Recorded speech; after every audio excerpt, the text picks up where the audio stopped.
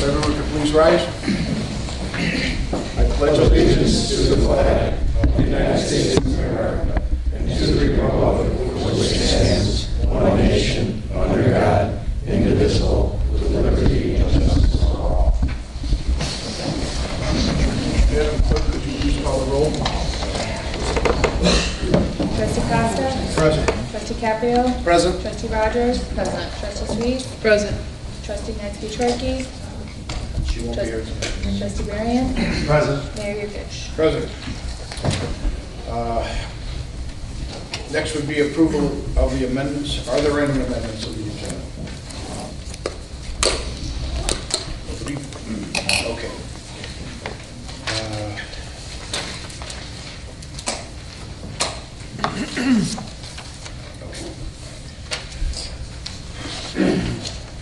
Next thing we have on the agenda for right now is Making the Difference Award presentations. The village established the Making the Difference Award in 2014. The award is given to groups or individuals in Homer Glen that through their volunteer services have made a difference. Tonight we have Brian Kirk, John Roberts, and Tammy O'Brien being presented with Making the Difference Award. Brian, John, and Tammy all volunteer their time to educate people about the dangers of drugs and alcohol. Tammy O'Brien serves as board member of nonprofit organization AAIM, which stands for the Alliance Against Intoxicated Motorists. As a representative of AAIM and in the Blink of an Eye Foundation, Tammy has spent over a decade educating youth on the dangers of drinking and driving. On behalf of the Village of Homer Glen, I would like to thank Tammy for her efforts to raise public awareness about the dangers of driving drunk or drugged. Her service to the community has helped to make a difference. Second and third would be Brian Kirk and John Roberts. They're co-founders of a non-for-profit organization, HERO, which stands for the Heroin Epidemic Relief Organization. HERO's mission is to stop the growing heroin epidemic that is rapidly spread across the nation. Brian and John have both invested countless hours educating the public about the dangers of heroin and have helped many family and friends find treatment options or cope with the loss of a loved one. On behalf of the Village of Homer Glen, I want to thank you both for your outreach efforts and dedication to ending this awful epidemic. Your service to the community and others has helped to make the difference. So with that, if you could all stand up and come forward. Okay.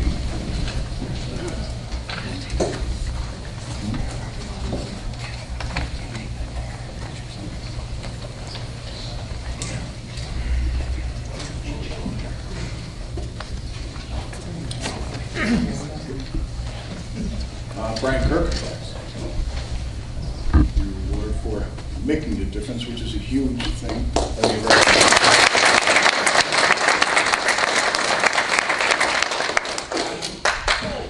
Right, same thing.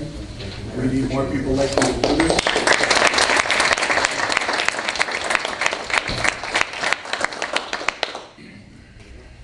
Tammy, thank you very much. Thank you so much.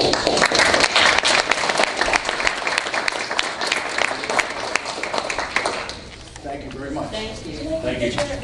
Together, please. Okay. Just right here. There you go.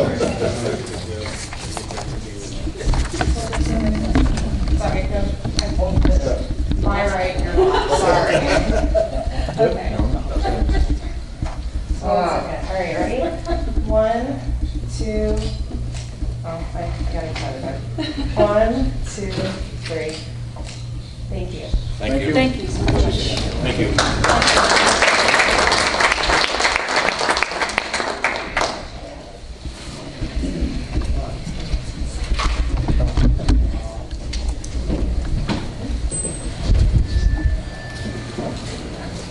Okay.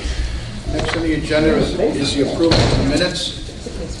So is there a motion to approve the minutes of August 12, 2015 Village Board meeting? So moved. By Trustee Costa. Is there a second? I second. Is there any discussion?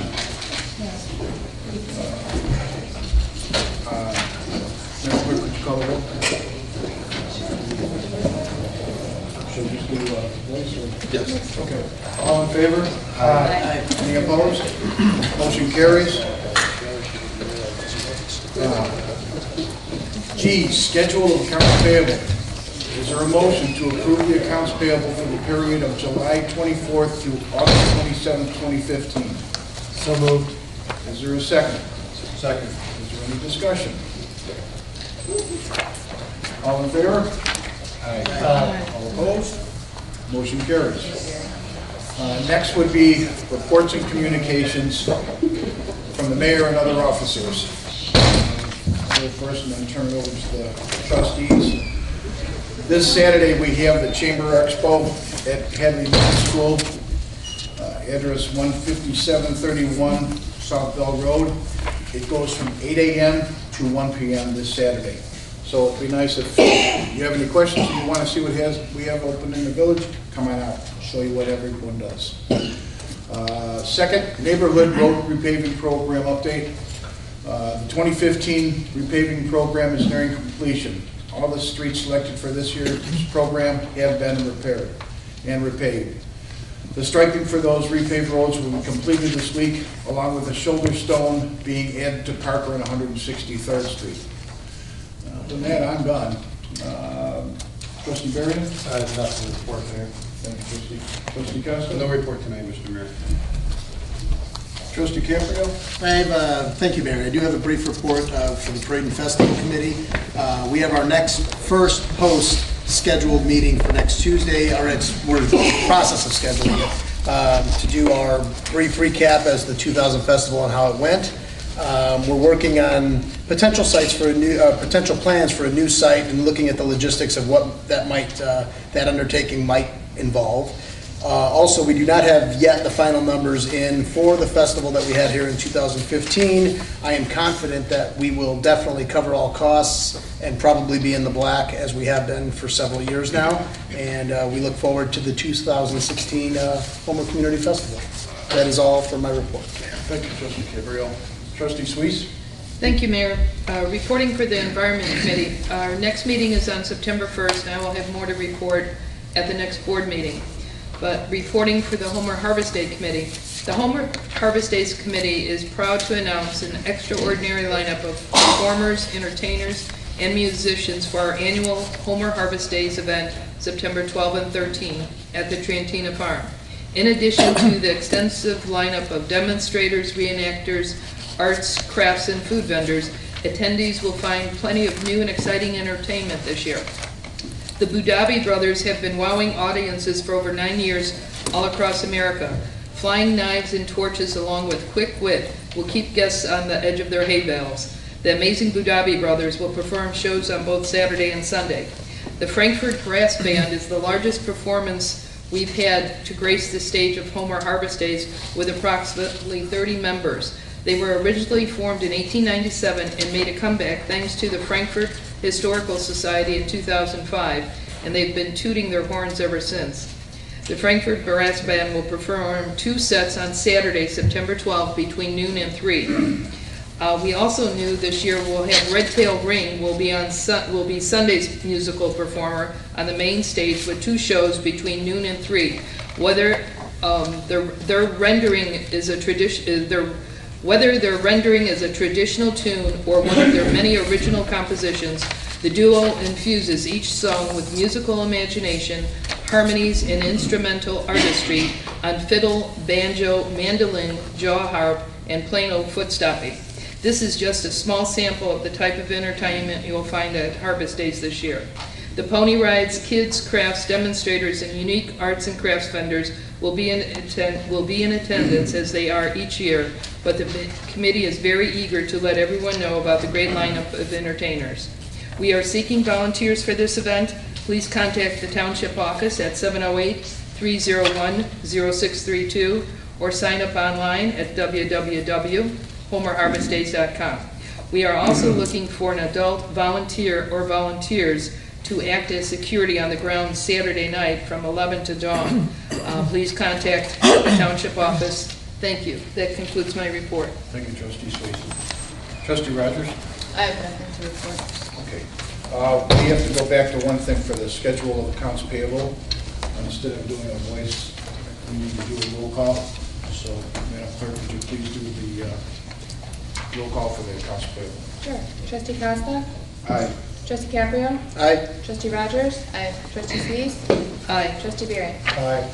Okay. Nice to do we have a report from the treasurer? Yes, Mayor, I have the Treasurer's Report of Cash and Investments at July 31st, 2015. It's the third month of this fiscal year. It shows the general fund with a cash and investment balance of $4,840,341.16.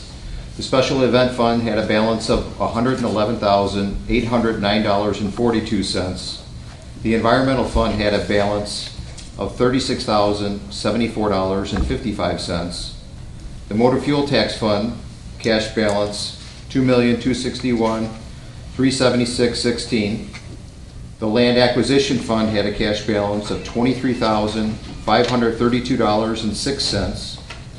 Park and recreation fund had a cash and investment balance of $2,706,514.88.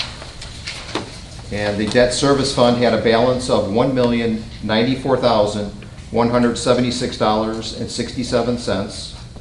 Capital project fund cash and investment balance was $3,407,534.03.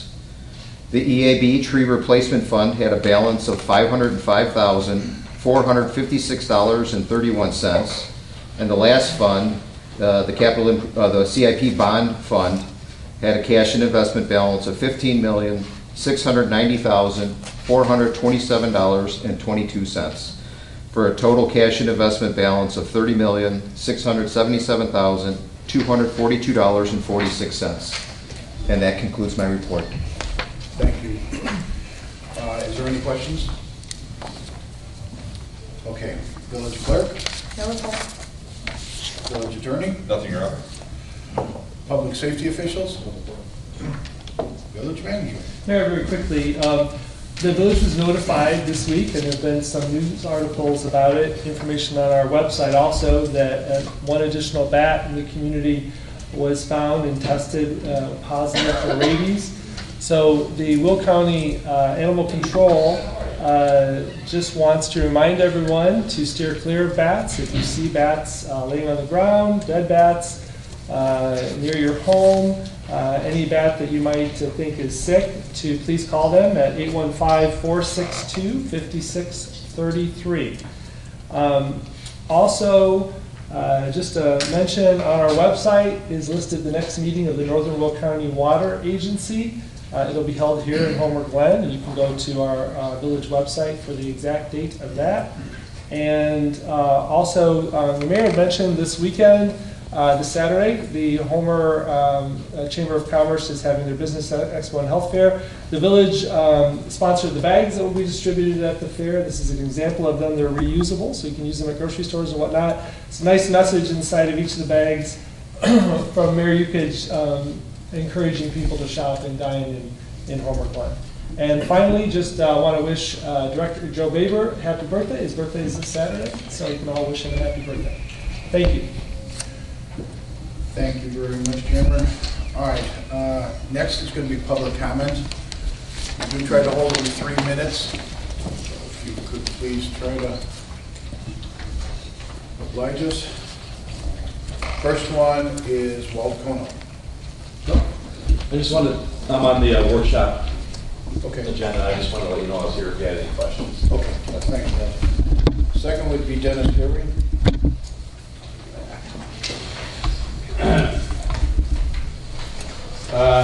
Most of you, I'm sure, know where I stand on speeding. I'm totally against it.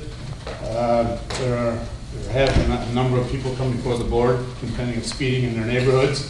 It certainly isn't limited to the neighborhood that I live in.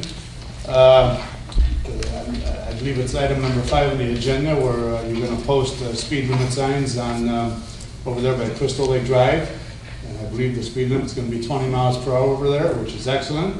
There's scuttlebutt around that the village may go 20 miles per hour village-wide in residential areas, which is a more than excellent idea. The state gives you full authority because we're a home rule village to do that. You don't need studies, you don't need anything, you just say we're gonna do it. That's something that I think you should do, and it should be done as soon as possible. That would lead to an additional problem, however, and that's enforcement. Lieutenant Fish is somewhat hindered by only have roughly on average 4 men during the day to monitor 22 square miles that makes up the village. That's a big burden to track speeders. I'm sure his troopers do the best they can. Unfortunately, but that amount of square miles, there's not enough. So I think the village should start looking at other ways to get perhaps other means of enforcing traffic speed limits.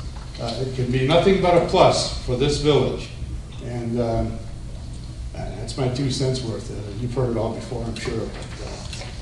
We need these residents in these communities that have speeders on the streets, they need some help. They really do. Thank you. Thanks, Dennis. Jim Cahill?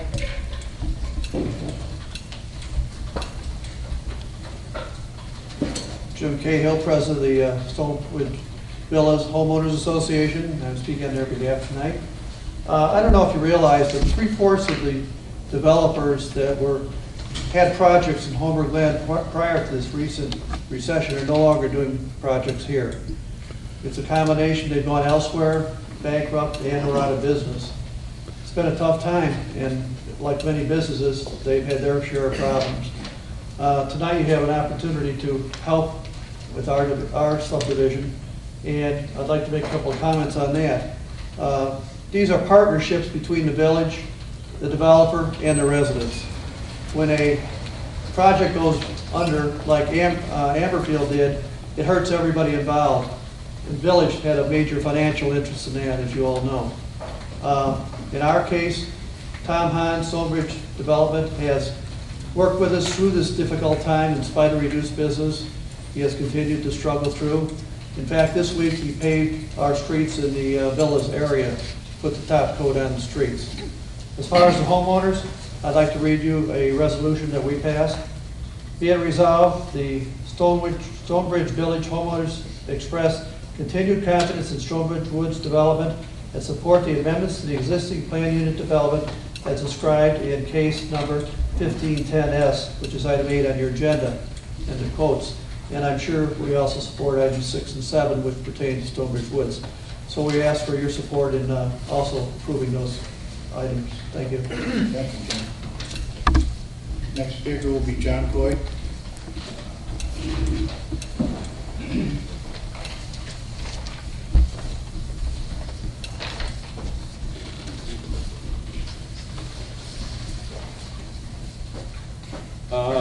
John Coy. Between speeding on the side streets and that, I don't know how long it's been, but Gallagher Road now still, I don't see why we can't take them barricades up, put 4 stop signs on there and have a 4-way stop over there. I mean, everybody that goes west, if you travel, or if, like where I live, to go out to Lamont or something like that, it's easier for me to go that way. I can't go that way, so like that I have to take 131st Street or 123rd. I mean, what's the holdup that all of a sudden the project was stopped? Was that our fault? Was it the engineer's fault? I've heard all different stories.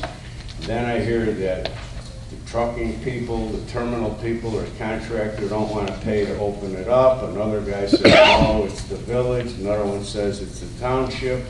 Somebody else says it's the highway department. I'm getting nowhere with my thinks and thoughts on that one.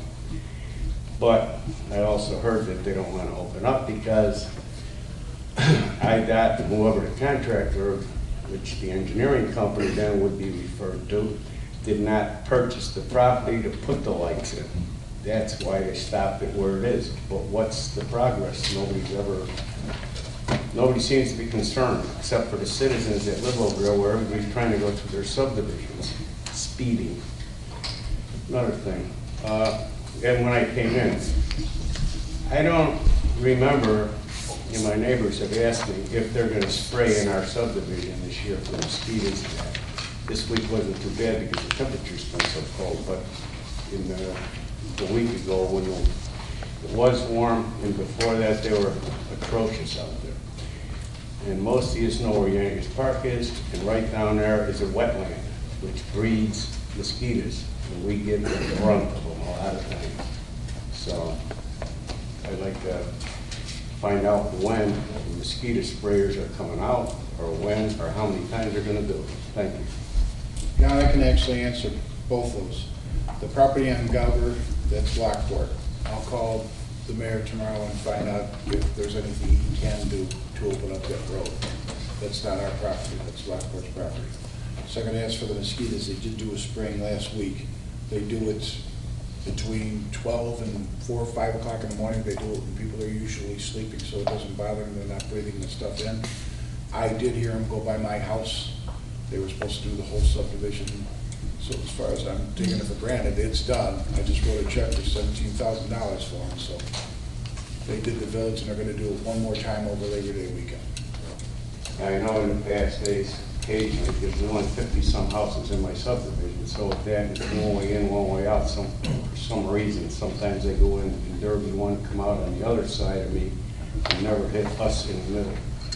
But like I said, it could be a mistake, or maybe they did, but nobody's seen it. And like I said, they do it late at night, though, so. All right. We'll find out, though, if we did. All right. Last one would be Mike Jessup. Hi, Mike Jessup. I'm here about my lot consolidation, and I just wanted to let you know I'm available if you have any questions. Thank you. Last one is Tom Hahn. Hello, Tom Hahn, manager of Stonebridge Woods Development. As you know, there are 3 cases before you tonight regarding Stonebridge Woods subdivision. Since the last board meeting, your staff and I have worked diligently to finalize a completion agreement for the subdivision. During these 2 weeks, though there was no approved agreement in place, in the spirit of cooperation, I directed paving crews to complete the final lift of asphalt in the townhome area and the main entry to the subdivision as per the draft agreement. One of the cases before you tonight involves an amended and restated plan for the townhome buildings. Initially, my only request was the reduction of the number of side load driveways. In reviewing my application, staff determined that there were a number of other issues that, in their opinion, were not consistent with the original approved preliminary plat. Please understand that my intentions are to complete the townhome area with buildings that are substantially the same as the 56 units completed to date. We applied for building permits and were granted those permits and subsequent occupancy permits for 56 units, many of which do not conform to the exact building footprint and driveway configuration on the preliminary plat. But all the buildings do conform to R6A setbacks and other building zoning codes. Also, there was never any lot coverage or impervious area requirements on any of those permits. But in recent years, the village has passed a zoning ordinance that now sets certain standards that were not in effect at the time of the approval of this PUD. Much of what is before you tonight for your approval is simply allowing us to complete the remaining buildings in conformance with the recent zoning ordinance and staff's interpretation of what was approved by the preliminary plat. Thank you. Thank you, Tom. That does it for public comment. Now we are in the legislation and action items. So with that, the first one is discussing the contract with HR Green for the Woodbine Area Drainage Project. So is there a motion to approve the attached professional services contract with HR Green Inc. for the Woodbine Area Regional Drainage Improvement Project Plan for the not to exceed amount of $76,702. It is understood that HR Green Incorporated will complete the plan within 12 weeks and 2 days from execution of the contract between the Village of Homer Glen and HR Green Incorporated. It is further understood that the mayor is directed to sign said contract contingent upon review and approval by the village attorney. So moved. Do I have a second? Second. Is there any discussion? Madam Clerk, could you call the roll, please? Trustee Varian? Aye. Trustee Keith? Aye. Trustee Rogers? For approved personal and professional reasons, I will abstain. Trustee Caprio? Aye. Trustee Costa? Aye. Motion carries. Second on the list is just a consolidation of lots in Mallard Lake subdivision. What the gentleman is doing right now is he has two lots. The lot that he's on right now, he wants to add a driveway on. There's not enough room on the existing lot that the house is, so he's just extending it to the second lot. So this way he falls within the ordinance. No harm, he's got a nice piece of land and room to roam. So, with that being said, is there a motion to approve ordinance number 15038, an ordinance approving a preliminary and final plat of subdivision consolidation for Jessup subdivision, a consolidation of lots 1 and 2 in the Mallard Lake Estates Plan Unit Development, commonly known as 15133 South Mallard Lane, Homer, Glen, Illinois, subject to the village staff's technical review and approval prior to recording as recommended by the Plan Commission. Mike Jessup is the applicant, and this is case number HG1513S. I so move. Do I have a second? Second. Is there any discussion? I just have a comment. I believe I saw some previous communication that the HOA approved everything that you're doing. Is that correct? Because I guess there's nobody from the HOA, because I haven't really seen a letter or official documentation to that effect. I just want to make sure, you know, everything was agreed. Yes. Trustee Swees, I can try to answer that as well. The HOA, I spoke with the attorney who represents the Homeowners Association for Mallard Lake Estates, and he did indicate that their last meeting, they approved the driveway extension. Okay. Any other questions? And the consolidation, you know, so if we agree to this, we're not overstepping an HOA ordinance. He indicated that they were aware of the consolidation. They didn't expressly vote on it. Okay, thank you. And I think you said you and I had discussions, you had reviewed the covenants, and the HOA is not required to approve the consolidation of the two, correct? That's my understanding. Okay. Any other questions? Madam Clerk, please call the roll. Trustee Costa? Aye. Trustee Caprio? Aye. Trustee Rogers? Aye. Trustee Sweet? Aye. Trustee Varian? Aye. Okay, third on the agenda is the Gatzis extension. Mr. Gatzis has got some property on 143rd that he plans on doing some buildings. We got hit with a recession, and we're just coming out of it now, so he wants another year extension. So is there a motion to grant an extension of the existing special use permit for a planned unit development for Homer Glen Center, Phase 1 and 2, for an additional one-year period, retroactively beginning on August 8, 2015, through and including August 8, 2016, for certain real property located at 14401 West 143rd Street in Homer Glen, Illinois. George Gatzis on behalf of Homer Town Plaza LLC, applicant case number HG0516MS and case HG0616S. I so move. Is there a second? Second. Any discussion? Yes, I understand that I can amend the motion during discussion, and I would just like to add, for the record, to that motion, to include that Mr. Gatz, on behalf of Homer Town Plaza, abide by the village ordinances and building codes that are in effect at the time the building permit is issued, and not reverting back to 2005 when this originally started. Everyone okay with that? Okay.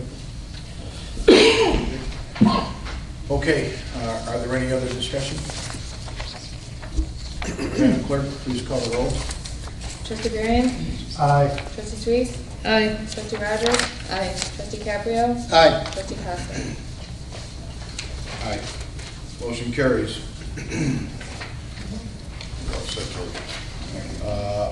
Number 4, approved bid proposal from HR Green for Phase 3 of Stormwater Improvement Program.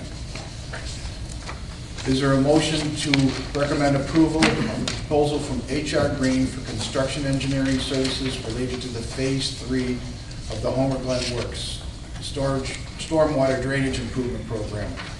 for a not to exceed amount of $23,975. So moved. Is there a second? A second. Is there any discussion? I would just mention the two projects that are part of Phase 3. And that is the Hadley Woods Estates Detention Pond and the Spring Creek Trail Detention Pond improvements. Any other questions? Madam Clerk, would you please call the roll? Trustee Rogers? Aye. Trustee Sweet? Aye. Trustee Berrien? Aye. Trustee Costa? Aye. Trustee Caprio? Aye. Motion carries. Number 5, reducing the speed limit signs on Crystal Lake Drive and the Hunt Club Drive. Is there a motion to approve ordinance number 15-039, authorizing the adjustment of traffic control devices, speed limit signs, on Crystal Lake Drive and Hunt Club Drive, and reducing the speed limit from 25 miles per hour to 20 miles per hour? I so moved. Is there a second? Second. Is there any discussion?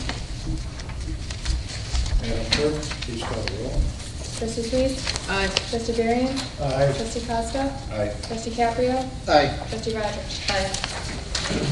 And Dennis, you are right. We are going to discuss it at the next meeting to do it for the entire village. Number 6, development agreement with Stonebridge Woods regarding public improvements.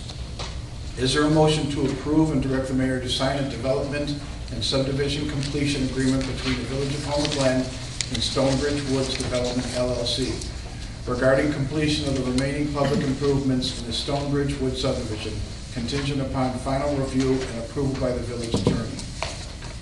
So moved. Is there a second? A second. Is there any discussion?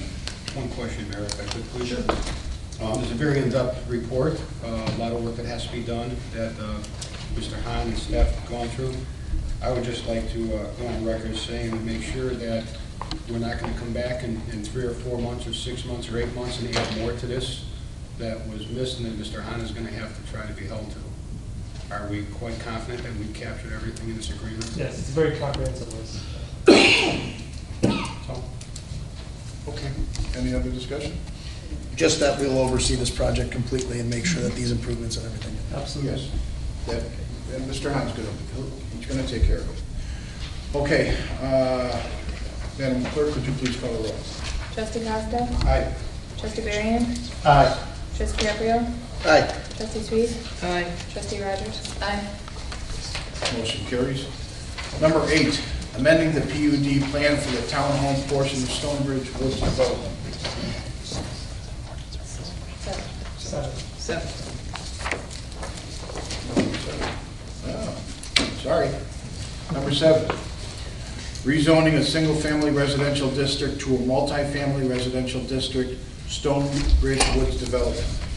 Is there a motion authorizing the approval of ordinance number 15-036, an ordinance granting a zoning map amendment, rezoning from the R3A single-family residential district to the R6A, attached multifamily residential district for certain real property located at 13905 West Green Drive, Homer Glen, Illinois.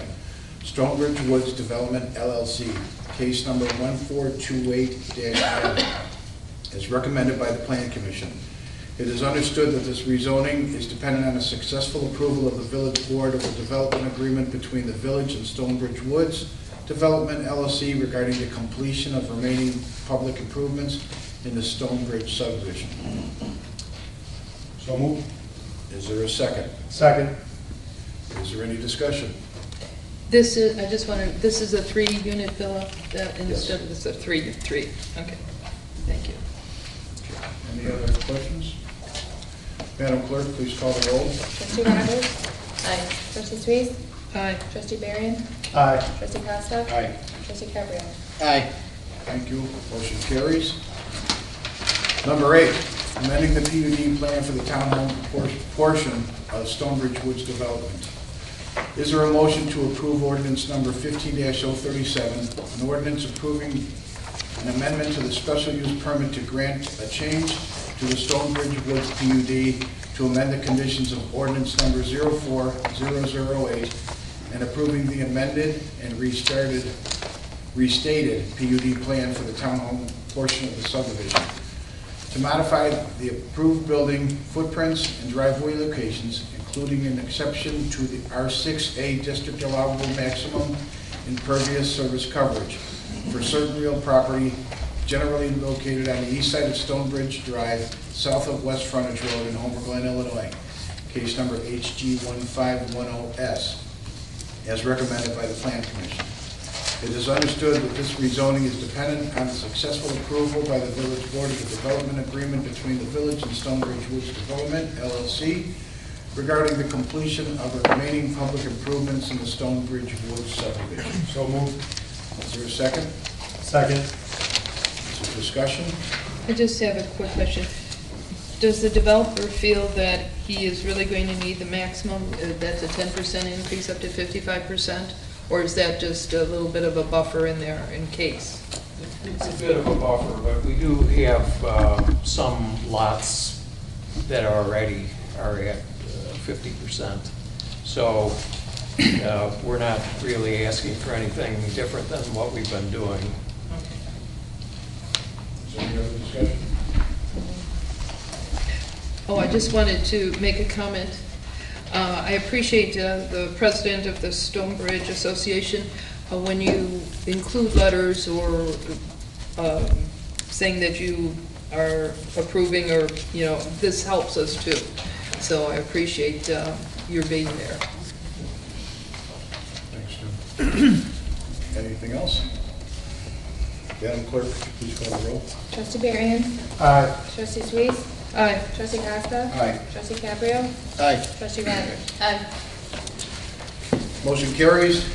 Next, workshop item, potential adjustment to the special use permit for Kono's property. Chief Building Official Joe Baber will now give a presentation on potential adjustments to the special use permit for a planned unit development for the property at 16849 South City Road. Thank you. In August of 2014, the Village Board approved a PUD special use to approve the sale of alcohol at the Kono Farm. This included 5 buildings which would be used for an assembly use and would allow the consumption of alcohol. This PUD special use also included specific dates for the compliance with the adopted building codes, which included sprinkler fire suppression systems. At a meeting held in June of this year with representatives of the village, Homer Township Fire Department, and Mr. Kono, he indicated he was having extreme difficulty in meeting the timelines of the PUD as it pertains to the fire sprinkler installations on the property. After discussion, it was agreed that an adjustment to the existing PUD special use and a reduction in the number of buildings used in assembly use would be an option. The Tilsey Barn and tent would comply, as these are seasonal structures used for weddings and banquets and are seasonal for the type of events. The corn maze and Arbor Day events would be considered special events and would require special event permits. With the board's direction, we would like to present an adjusted special use for consideration at a future meeting. Any questions?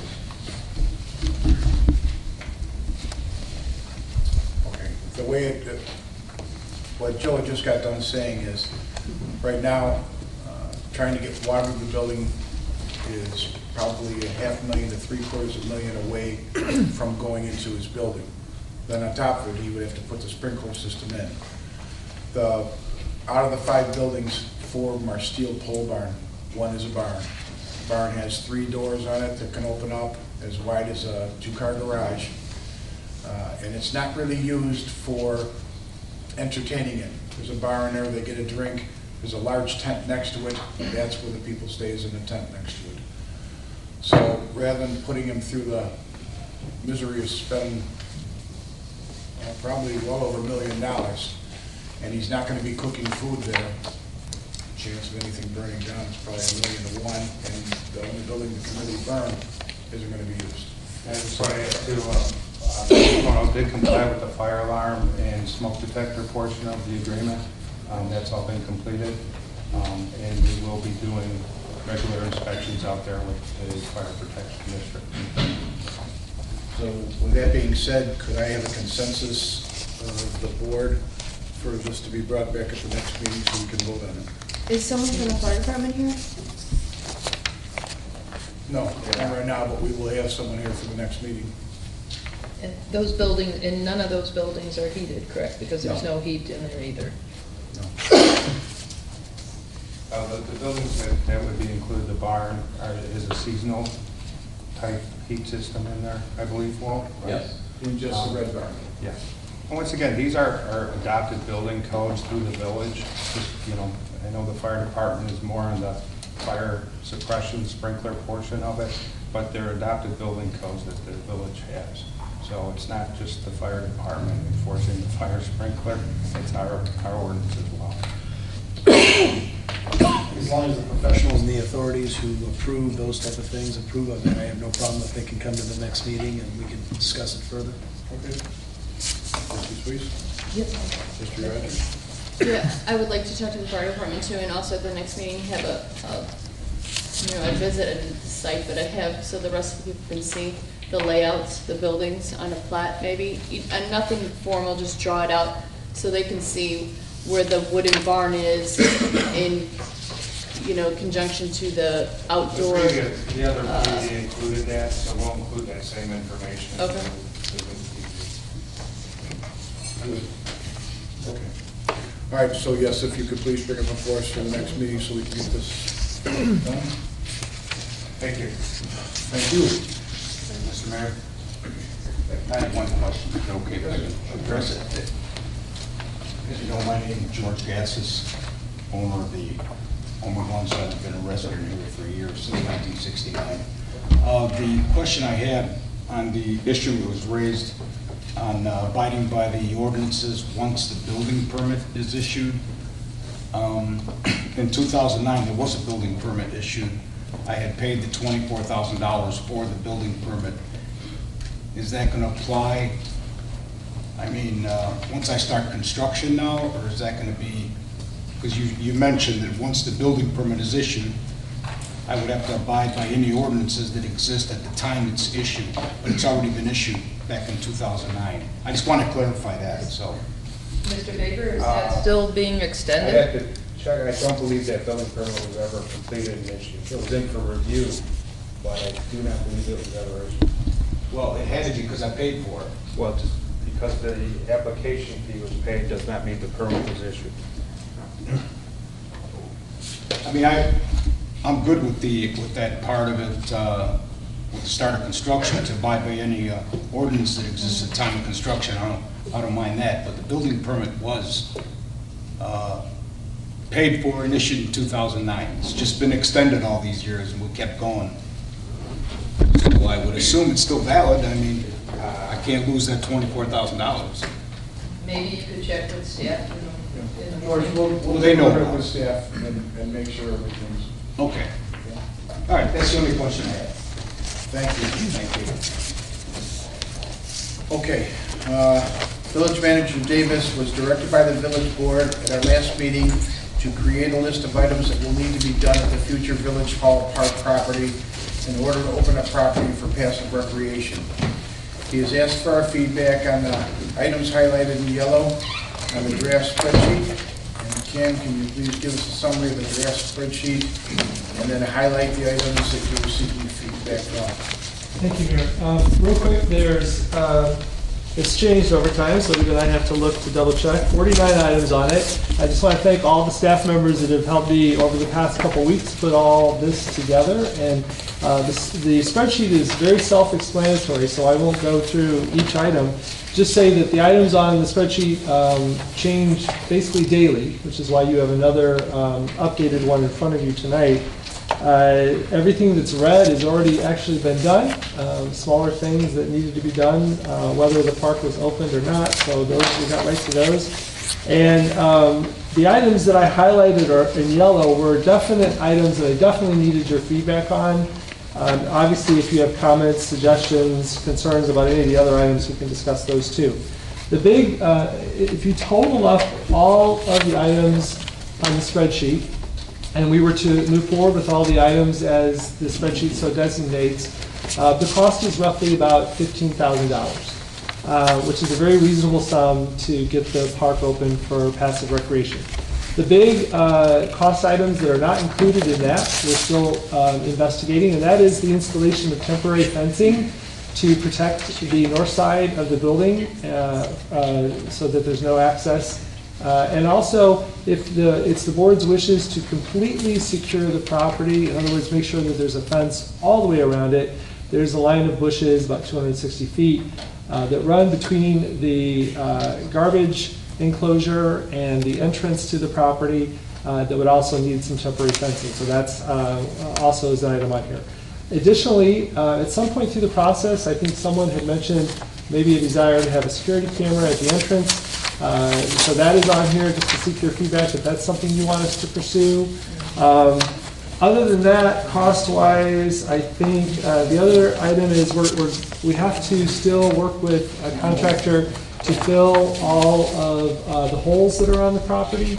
There are approximately 30 to 50 holes in the property here, there, and everywhere. We're IDing them now, and so I do not have a cost estimate on that for you yet because obviously we have to be able to give them an accurate count before they can give us a cost. But you do have cost estimates on many, many items. They all total up to, as I mentioned, mid-15,000s. I really would like to get your consent tonight to move forward with them. There are things, as an example, give me your consent, the contractor will actually be working on dragging the path this Saturday and Sunday and laying the stone and get working on the path, filling in all the holes next week. We can order picnic tables tomorrow. We've already got garbage cans out on the site. Sign wording is already ready to go. We just have to order them. And the reason why I've held back on some items, obviously, is because you haven't given me your feedback, one, and two, because while this amount is very reasonable, really, when you think about the size of the property, very reasonable amount, it wasn't budgeted for. So if it's not budgeted for, of course, I don't have the authority to spend the money. So I would need you guys to give me the authority to do that. Just to say this in terms of the Park and Recreation Fund, neither John or I, and John certainly add anything you'd like, are concerned about the Park and Recreation Fund going over budget this year. That will not happen. So what we will do is we will create a line item, or John will, I guess I should say, we'll create a line item for future Village Hall Park expenses, and all the expenses that we do have related to this and any others that come up will go into that line item so that you can track it in the future and be able to know exactly how much was spent. So with that said, maybe we could just get immediately to the yellow items, and then the board could discuss any other ones that aren't highlighted that you'd like to. So maybe the quickest one is 18, 19, and 20. Those involve the temporary fencing. And like I said, we're getting estimates from several fencing companies right now. Can't really tell you how much we think that might cost, but we do think it's very important. The fencing, if you are familiar, you're all familiar with the property. So the main gate is going to be, I think, where most golfers entered the property, where they dropped off their bags and stuff, just to the east of the building.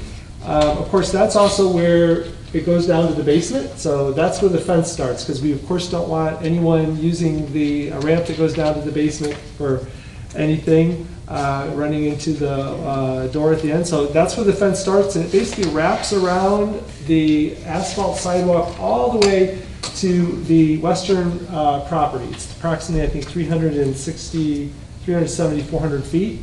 And then the other fence I mentioned is the one that runs behind the hedgerow between the garbage containers and the entrance to the park property.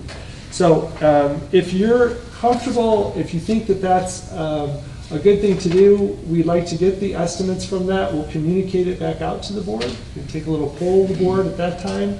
We should probably have those estimates early next week. What material is that fencing? It's going to be a metal fence, and it was highly recommended by the Park District Executive Director that I took through the property last week. And also, of course, portions of the building property, the very nice deck that's behind the property, are not accessible. And so even if we weren't going to fence the whole property, we would have to fence that because it's not accessible, and if it's not accessible, then we have to block access to it.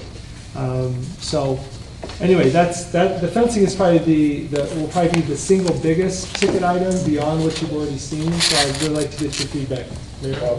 On this, it says install temporary fencing. It doesn't say anything about, I mean, if you're going to be doing a steel fence, it's not considered temporary. Well, typically what they do is it comes in and it's on a base and they're linked together. So it's like you see in a construction site oftentimes. There won't be a need for the fencing when the building is open, okay? We wouldn't want a barrier between the building and the park when the building is open. So when I say temporary, I mean not a permanent installation. In other words, it won't be there into perpetuity. It will be there during the whole course of the building renovation until we open up the building as Village Hall, and then it would be removed. Is that something we rent?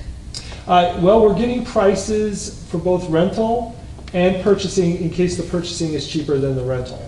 So we're getting both of those prices, and like I said, I'll be able to summarize those and send those out to you next week. What will the height of that fence be? I think he's looking at a 5-foot fence. Okay, that makes more sense, but I agree if, let's find out which is the cheaper way. Right. Because then if we also have some functions and we do buy it, we have an opportunity to put them out there. I know he's getting at least 3, if not 4, different proposals, so we'll have a competitive situation. Because I think everything in yellow is very important. Yeah. Okay. Very So good. you're okay with that? Well, okay. One question though. You say you don't want any fencing the entire length of the front? No, one of the thoughts is that it's good to have one entrance and one exit to control access to the property. So the entrance right now has 3 bollards in it. One of them will have to be removed because it has to be accessible. There has to be a distance between that a wheelchair can get through. But other than that, so it's fenced all there, and then you get to a hedgerow which provided a buffer, but you can walk through that, and you can also drive through it maybe with a small vehicle. Right. So that was the thought about putting a fence there. And then on the western side of the property, as everyone knows, because we've been out there many times, that was an access point at one point.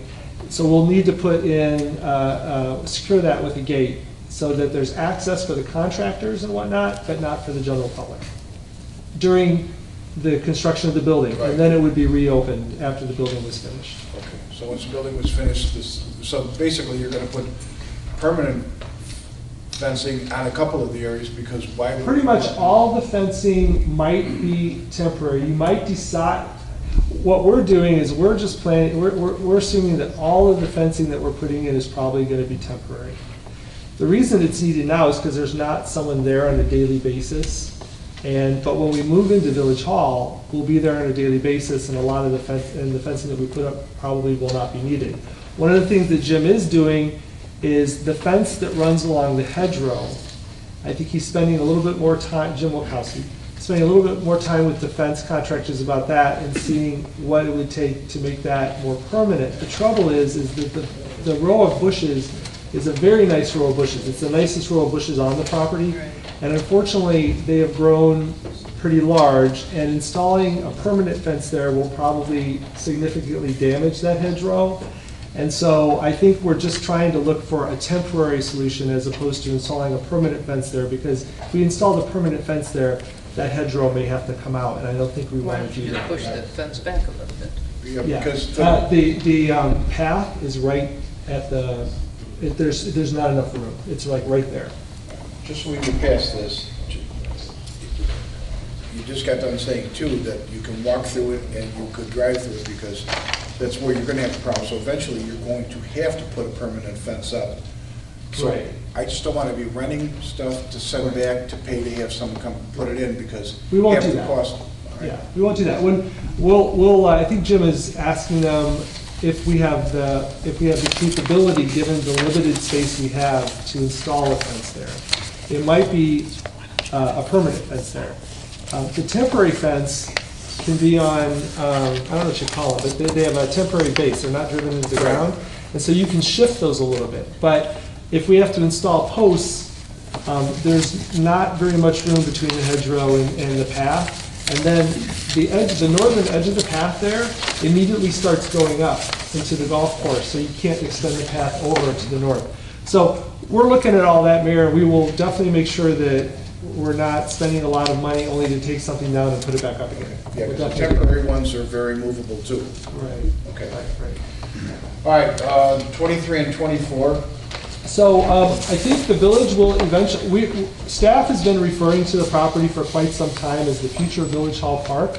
I know the Park and Recreation Committee has begun the process of going through our standard operating procedure in terms of park naming and stuff like that. Our thought from the staff level would be, there probably isn't a need to rush into determining what the name of the park will be at this point. You might even want that to be a community kind of project and get feedback from the community on it. So we actually have a Village of Homer Glen sign that we had to take down from 159th Street because of the construction project. It's in storage, actually, at the golf facility. It's in storage. So we thought we would install that at the front of the property where the old Woodbine sign used to be, put a new sign underneath of it that says the park is open from dawn to dusk. And that would be a very inexpensive way to sign the property for right now. And then when the board later on decides to name the property, then of course we would spend the money on a new sign. The other thing is that we don't know right now at this point whether that's going to be the main interest of the park or if the main interest is going to shift farther to the west. So maybe a temporary sign at this point would be good. And that sign is in great shape, so it'll look very nice in that landscape area. It's a very inexpensive way to do it. Okay. 37, 38. 37 and 38, okay, they're kind of separate. 37 is a security camera. That is basically just a policy question to you guys. If you want us to do that, obviously it would have to be a security camera and a recording device. I can't give you too many details about that because, to be quite honest, we have not focused on that item, but we will focus if it's a priority for you. I would like to see something there, especially at the entrance that you were talking about where the bollards are. If everything else is fenced off, that's going to be pretty much where everybody's coming in and out. And I'd just like to see a camera there just for some kind of security. You can actually put wireless cameras up there, and I agree, we want them there. Well, my only other thought on the camera would be on the back of, maybe I'm wrong, but on the back of the building near that patio or somewhere in the vicinity of the middle of the building that maybe has a 180-degree view. Maybe what we could do is we could get someone out there with a good knowledge of this and ask for their feedback on where it could go. One of the challenges we might have and we might have to add too is the lighting is very dim.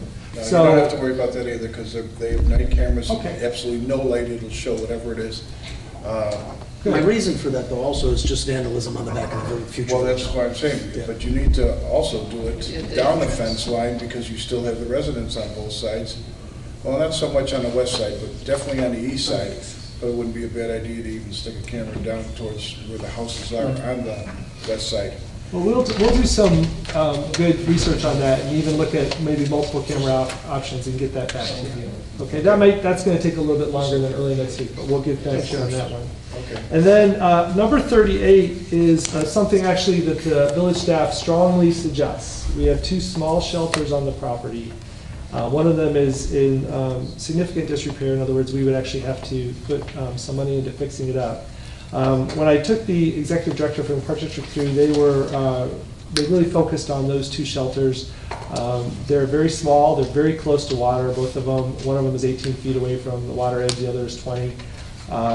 What we would really like to do is to remove those shelters. We would do that on a staff basis, dispose of them at virtually no cost to the village, and that would be the staff's recommendation, but I defer to the board's wishes. I think that they're more of a liability than anything else. I'm trying to fix them is going to be, I also see it as a hangout spot at night. Yeah, I agree. Take them down.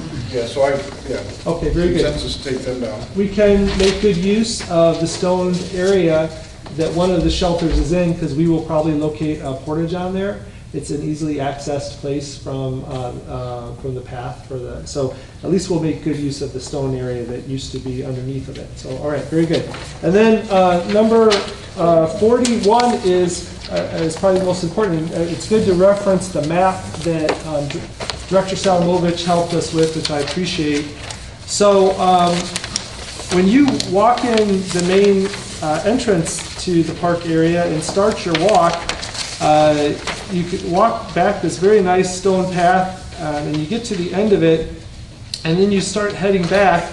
Unless you double back the exact same way you came, you can't really make it all the way back on path. There's this yellow section that would need to be added in order to do a nice little loop at the back for a full 1.2 mile trail, which is a very nice distance for dog walking or just walking yourself. The contractor that we've used out on the site these past many months has provided us, I think, a very reasonable bid to install that path. He can get started on it this weekend. It will take some time to do. We did make contact with HR Green, realizing that the board was going to act on that contract tonight, and asked them if they felt that where that path would be installed would hinder future, would be underwater, basically. And they provided us with a response and a little map, and it's very faint. I'll start it here with Trustee Caprio, he could pass it down. Very faint circle of where the lowest part of the property is, where they think actually the new detention pond may be located. And as you see it, you'll notice it's north of this. And so there's a very good chance that the installation of this path will actually be able to remain and it won't hinder the project. So I'll just pass that down. Right, because that was going to be my comment. I'd hate to have, $4,000 if it was only going to be temporary. Right. Because we discussed it at Parks. Right. And I think I would rather see it moved or just go back the same way instead of putting that kind of money into something that's only going to be there for a few months. Right, well, and of course, we were concerned about that too. That's why we asked them. And one of the great things about that path is that path is golf course path, of course, but it's been there for years and years and years. People are used to it. The neighbors have seen people utilize it all these years. And it has a very good stone base that's been, that we'll have to upgrade, which is what we'll be doing. But these are the things you look for when you're creating a new path system in a park. An area that people are used to utilizing, and it's kind of on the edge of on the park, so it's not in the middle, like it would hinder development in the middle of the park.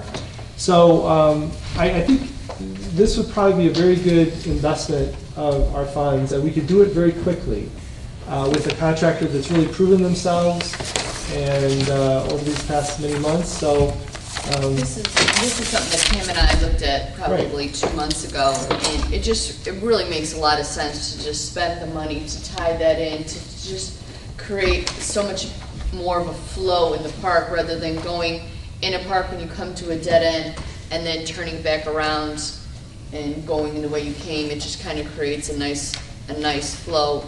And in talking to HR Green, they're going to be so far away from this park with that detention, I don't think it's going to affect it.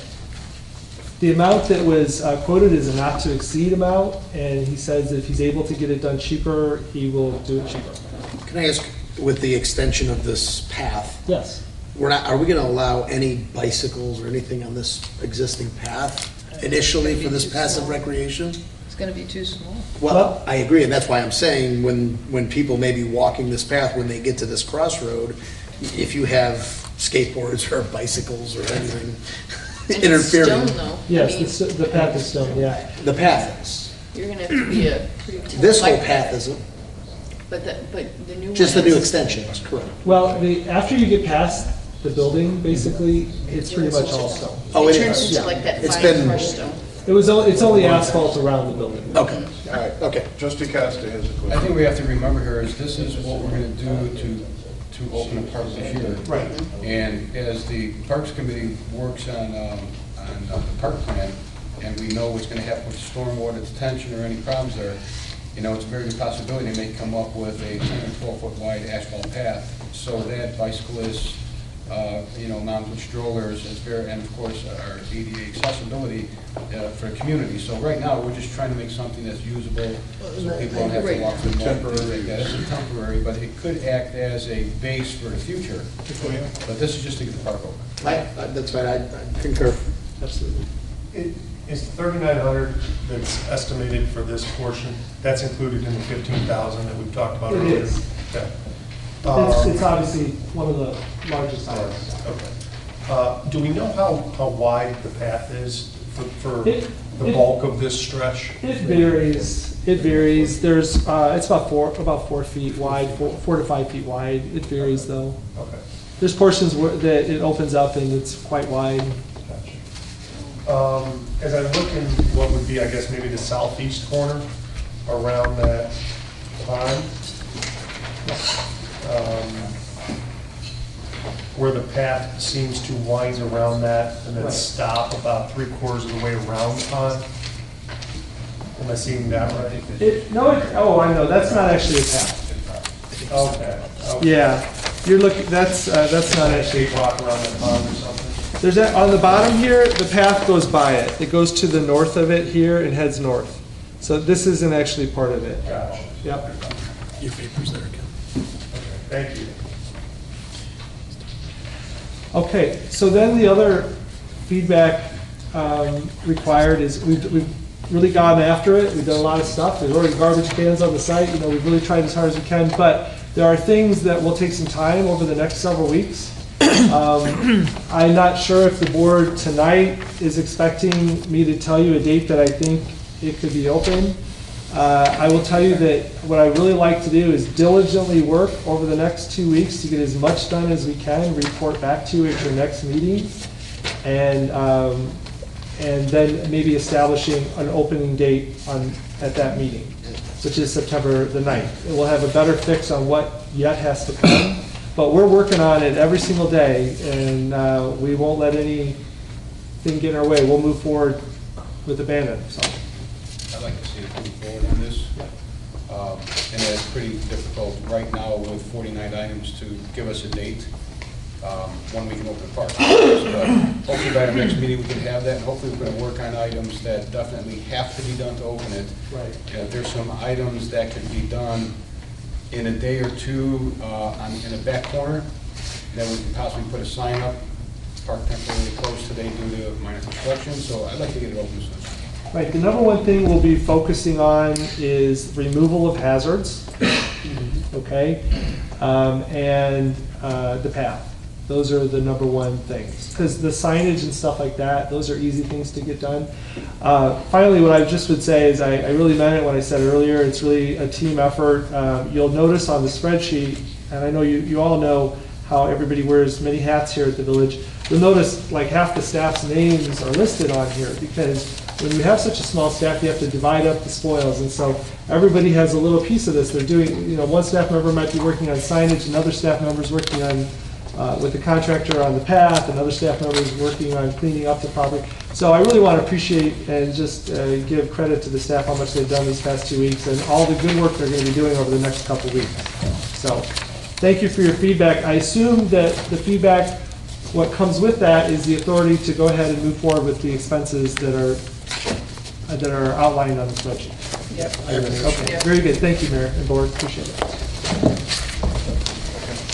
All right.